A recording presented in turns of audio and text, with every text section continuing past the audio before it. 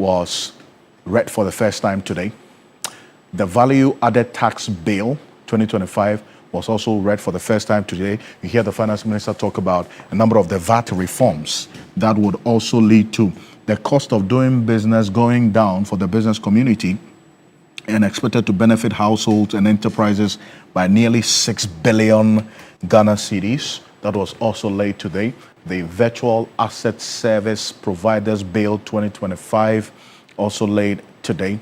And the National Health Insurance Amendment Bill 2025 also laid today. And the Ghana Education Trust Fund Amendment Bill 2025 as well, that was laid today, in addition to everything that happened today in Parliament. So the process for the repeal of the COVID-19 health recovery levy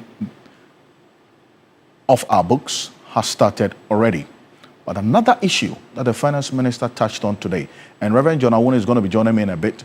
He is the Executive Director of the Food and Beverages Association of Ghana, because the Finance Minister just talked about the cost of doing business and then also the broad reforms in the VAT, the system as we have it, and how much it's going to save businesses. He'll come in. But the Finance Minister also touched on the setting up of the value for money audit.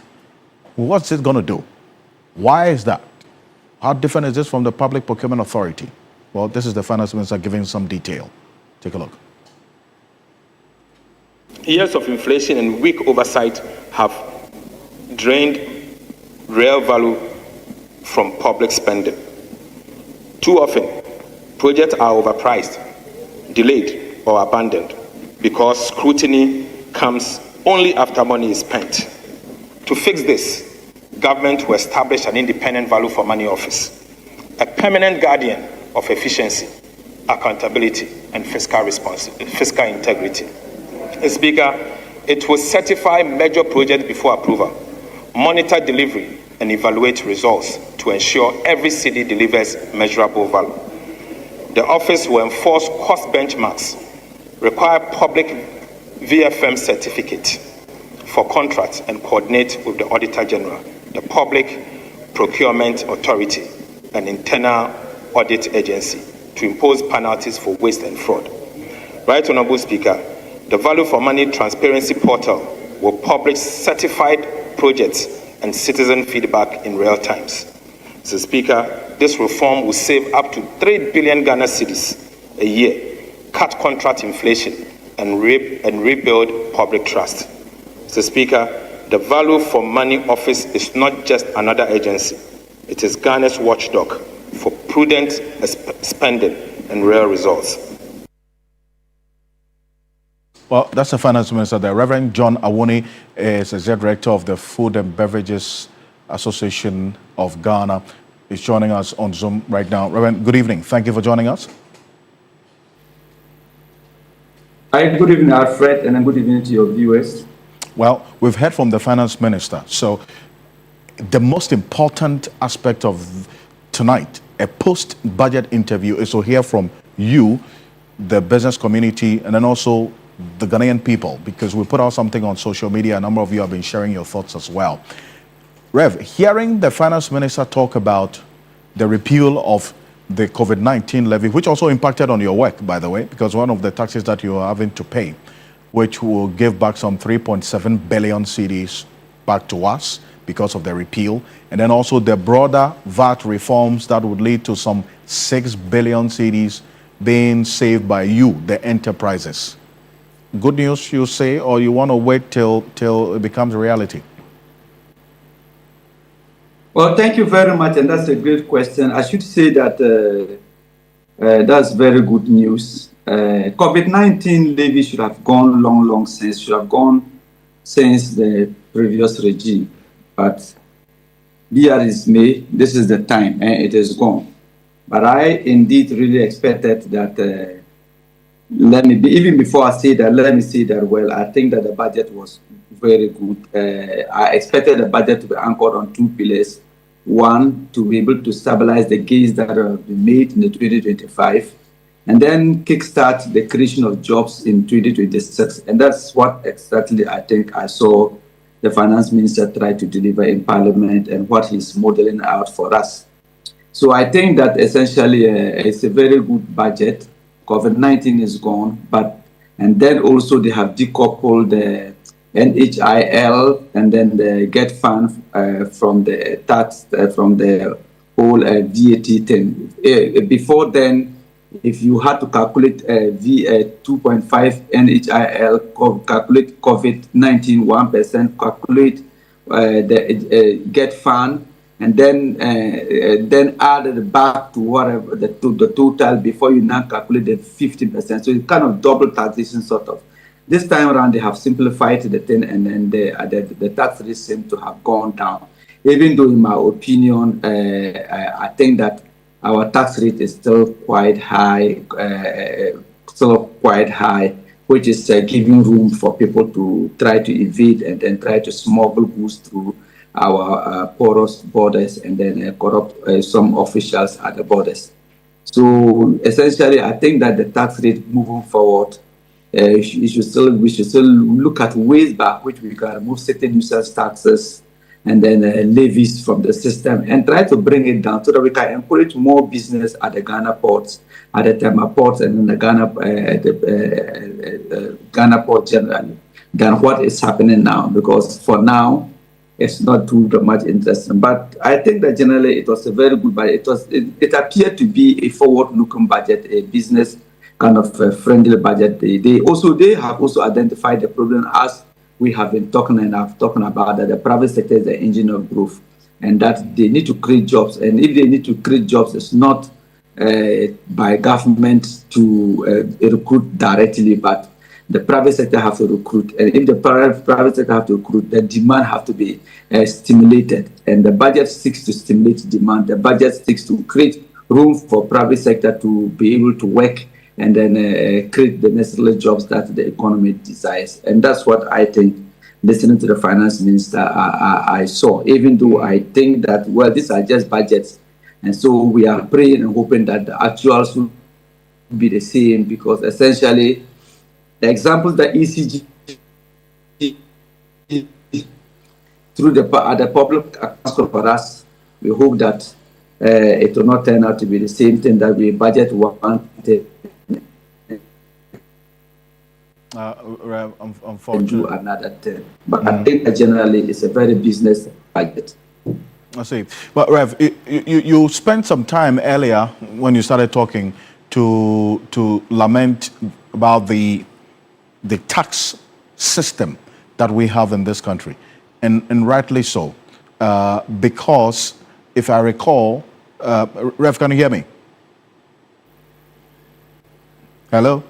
Yeah, I can hear you. Yeah, sorry. I can hear you. We lost connection to you, but... Yeah, I can hear you. Yes. No, okay. I'm here. Great.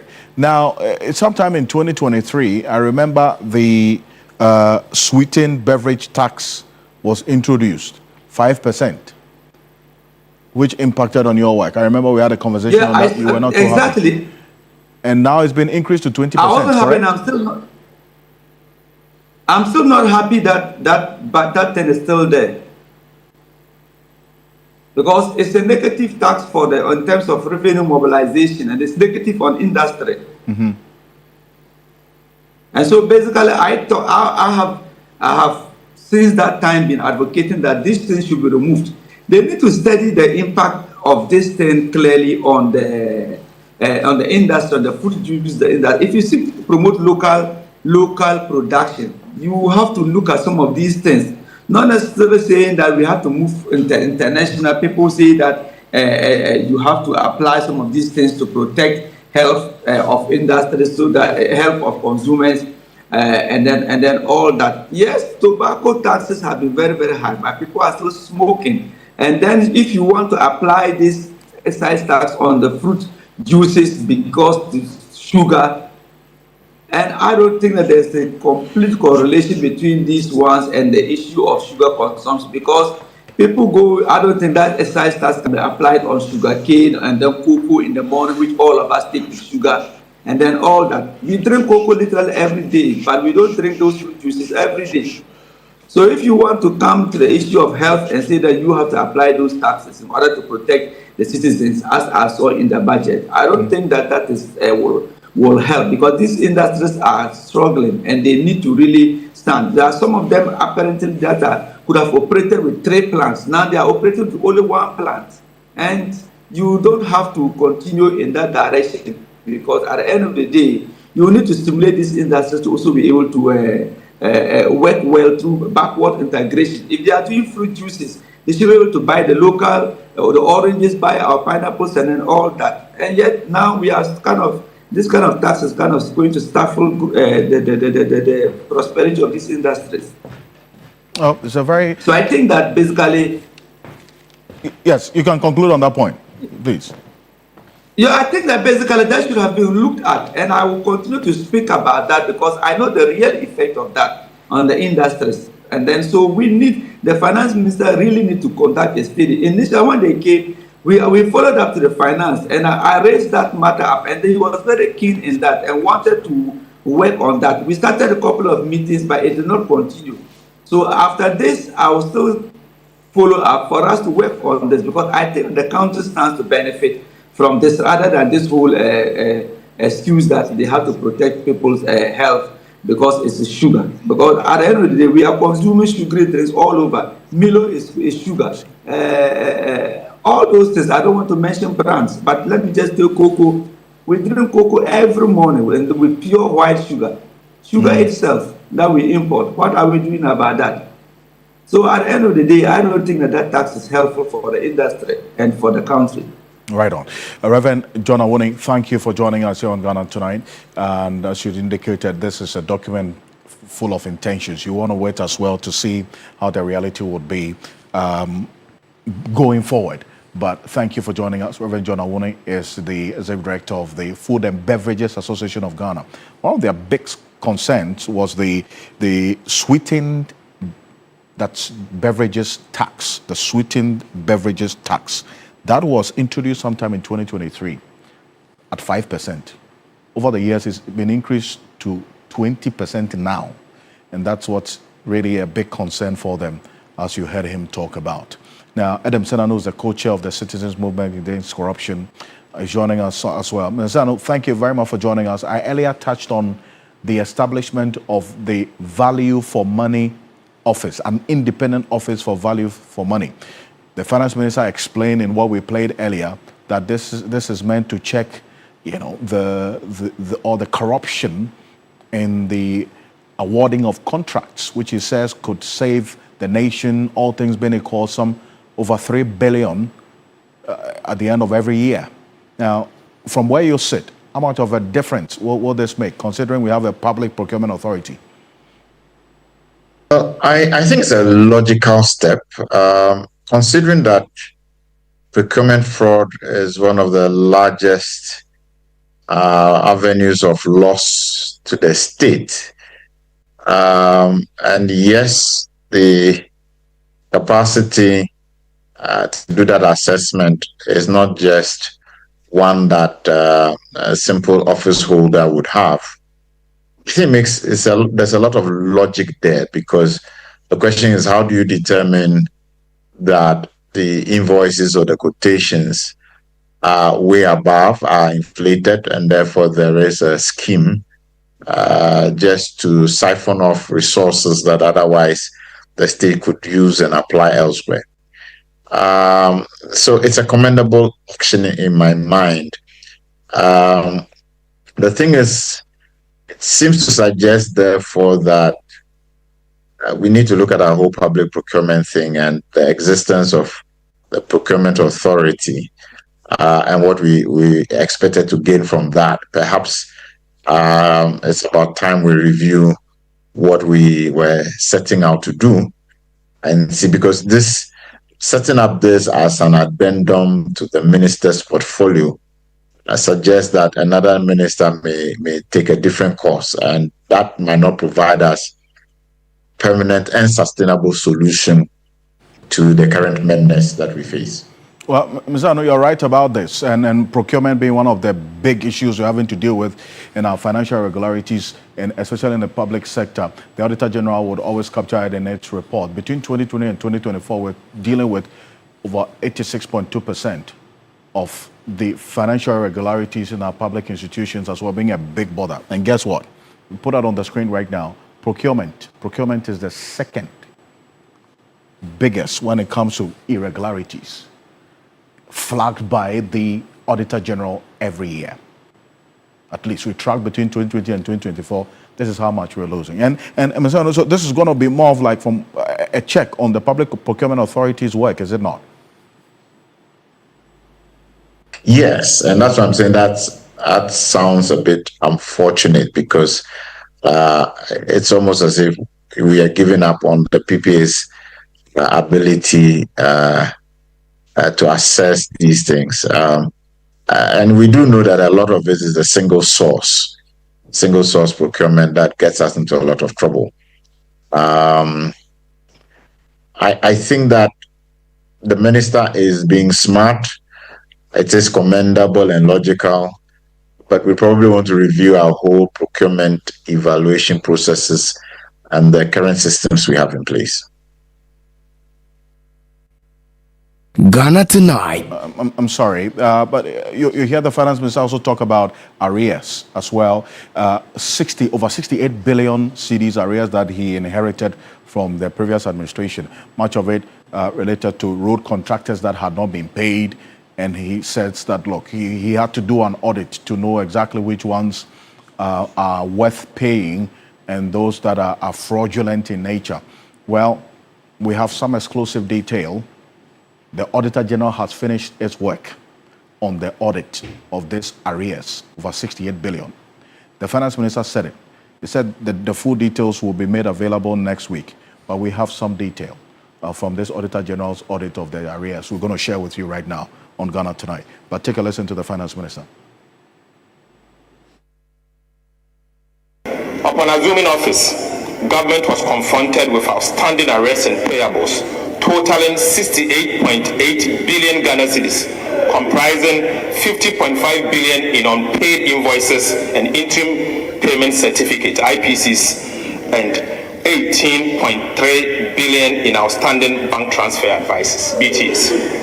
Mr. Speaker, in fulfillment of our pledge to protect the public purse and ensure value for money, we commissioned the Auditor General, working directly with PwC and EY, to conduct an independent validation of these arrears and commitment.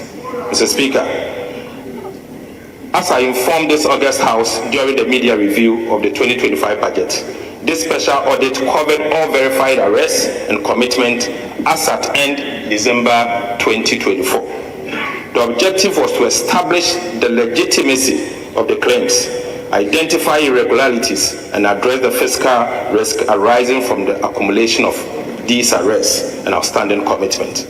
Mr. Speaker, the audit, Mr. Speaker, the exercise has now been completed, and the Auditor General is finalizing his report for submission to Parliament.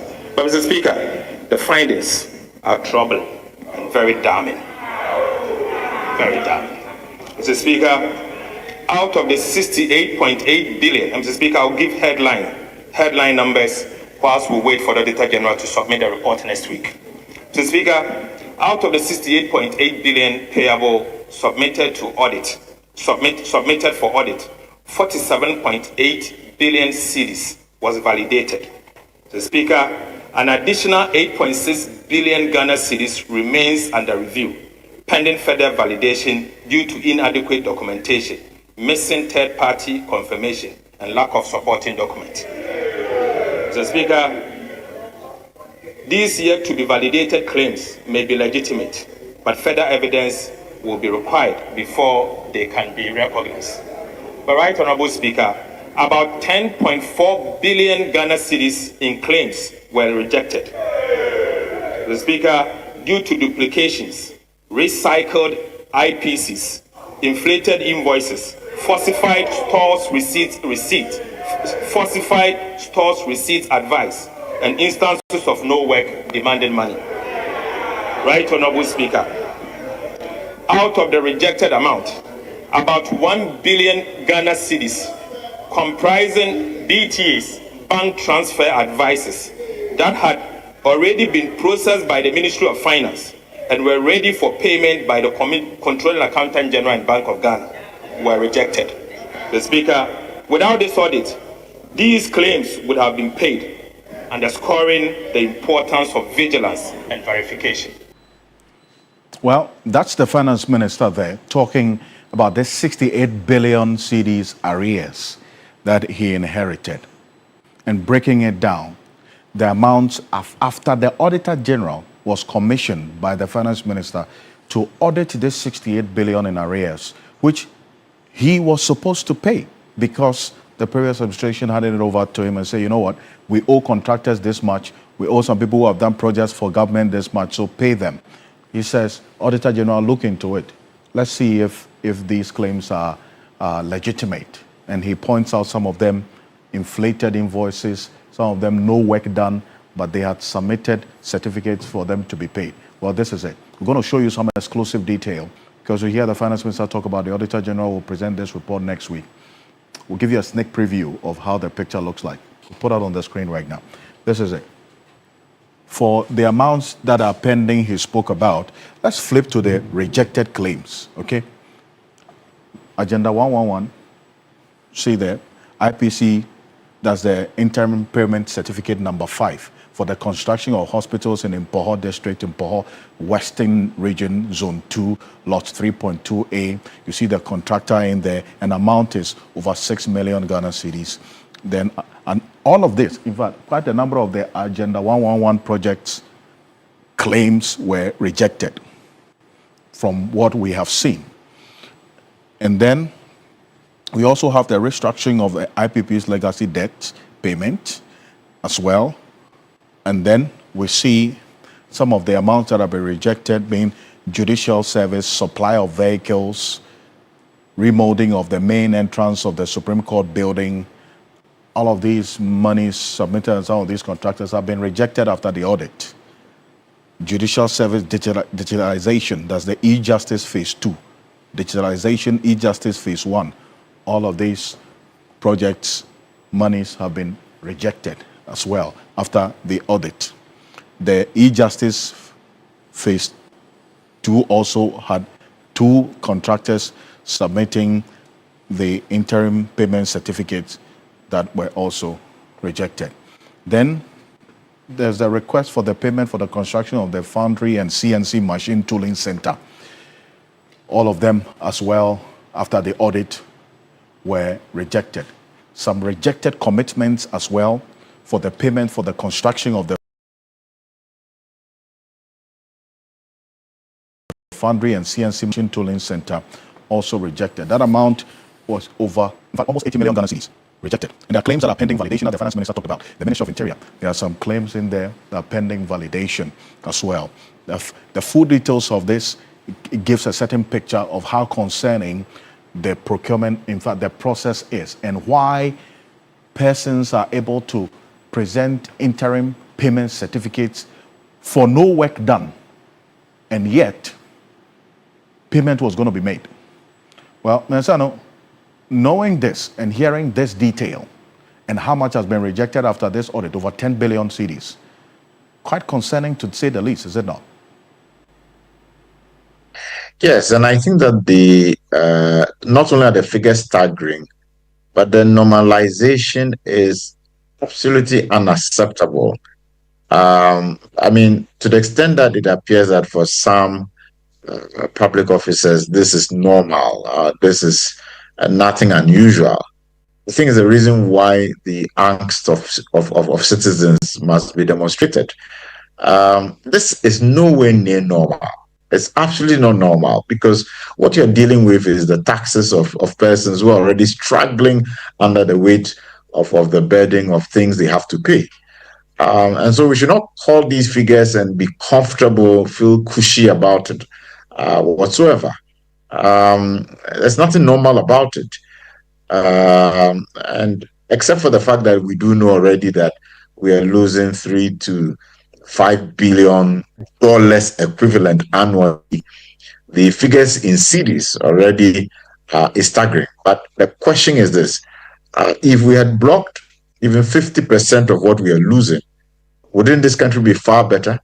And so I think that we need to apply ourselves to the import of the levels of losses and the apparent normalization for the political elite and other public officers who think that this is nothing to be. And that's what the concern is. In fact, Adam Sanders is the co-chair of the Citizens Movement Against Corruption. Thank you for joining us.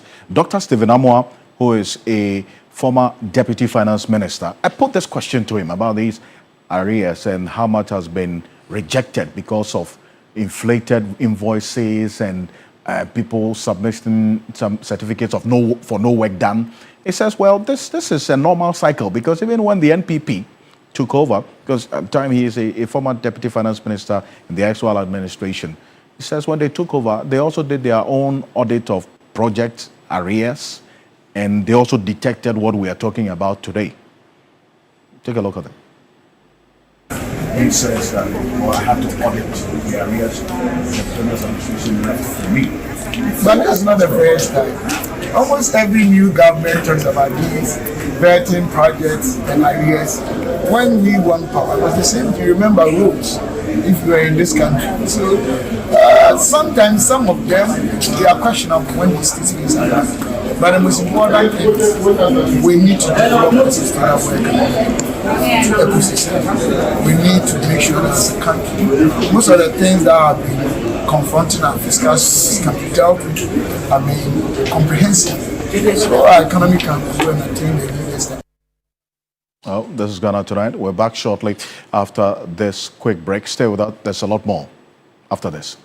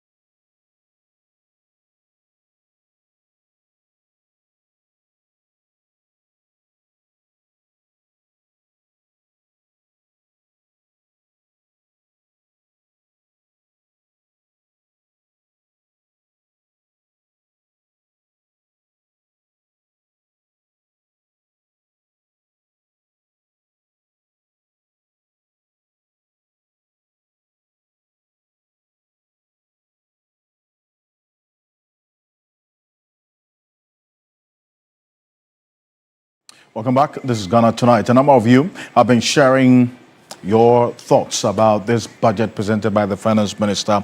Elijah Mensah says clearance for allied health and other nurses were not captured to reduce unemployment rate, which makes the budget hopeless. You say nothing else.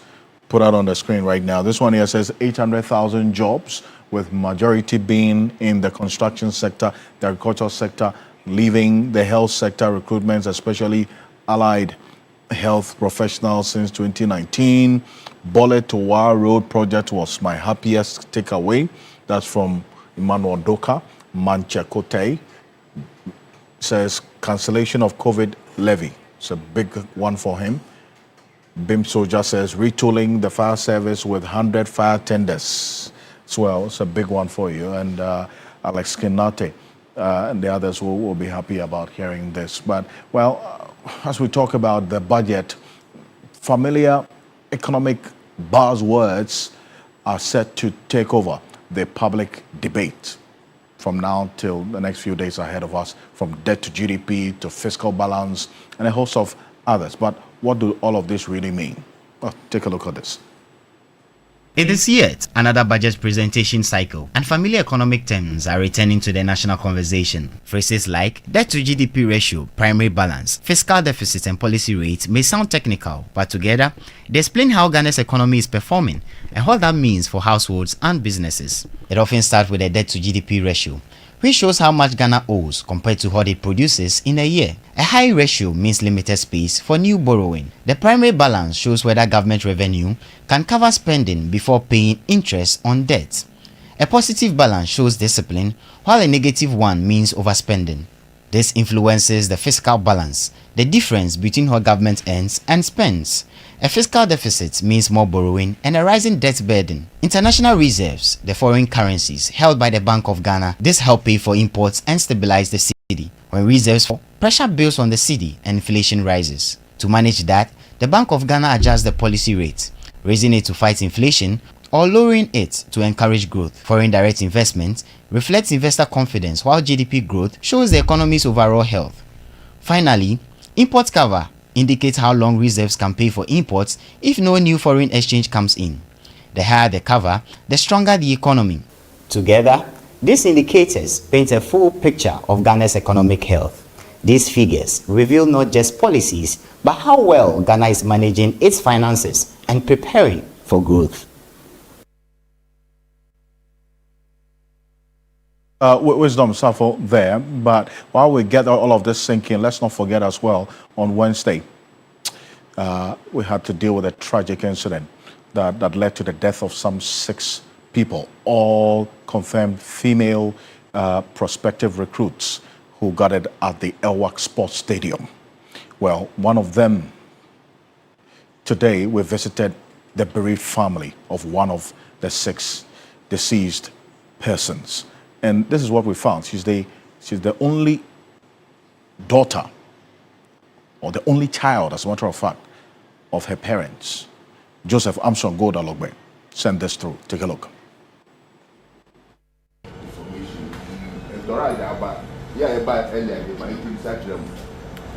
Minister for Gender and Social Protection, Children and Social Protection,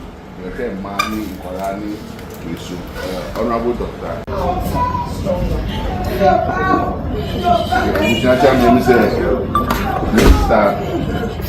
I know we are the bread solution here. No, motive. When you get them. Oh, yeah, I'm happy or no? Oh, minute big. You want my bag? Oh.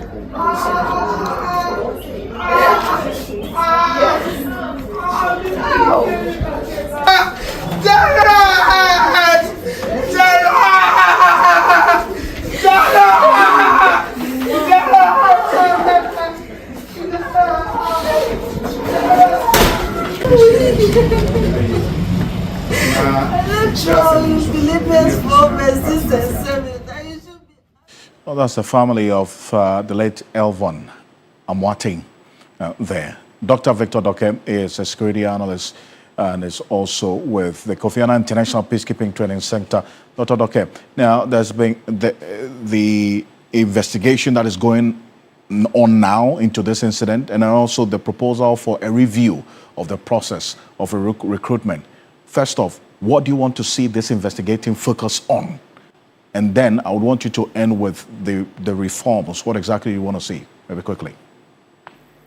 Well, thank you very much, Alfred. I think with regards to the investigation, I think one, the components, by that I mean the respective individuals going to form that committee, I don't know of yet, but I think it should be one that is very experienced with regards to knowing in and out of emergencies such as this, or experienced officers who would, or have done a lot of work with regards to this particular incidents elsewhere or in the country. Apart from that, we could have some civilians who are also versed in this area, crowd control, emergency preparedness also in there. That is what I wish to see. But it should focus on, one, the causes of what happened, the causes, and then also whether there were preventive mechanisms also in place. Preventive mechanisms such as crowd control mechanisms, employing or reinforcing the personnel on the ground. Immediately they realized the numbers of the applicants had quadrupled or multiplied. And then also whether there were calls for assistance with regards to interagency collaboration, i.e., calling on the police service to come in with regards to, barricades or even personnel to assist with crowd control. What are the mechanisms, that are put in place with regards to this particular incident? So these are the three areas that I would want to see the investigations focus on. And then lastly, the security personnel on the ground itself. Were they personnel who have done this before? Were they new? What were the training or capacity given to them for this exercise itself? And then let's look at how they use themselves.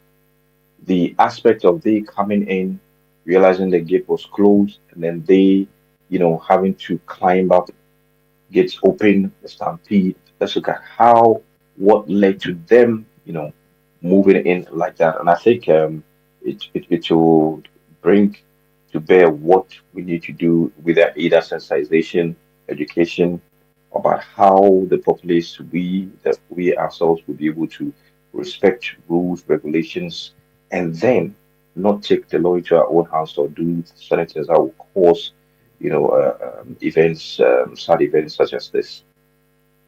Well, troubling development indeed. I thank you so much, Dr. Victor Doke, for joining us here on Ghana Tonight. We do appreciate your time. On behalf of the rest of the team, we do thank you. Join us same time tomorrow for another conversation. The budget conversation continues here on TV3 on New Day tomorrow morning, and on Sunrise on 3FM 92.7 as well. I am Alfred Ocansey. Have a good night. Ghana Tonight is brought to you by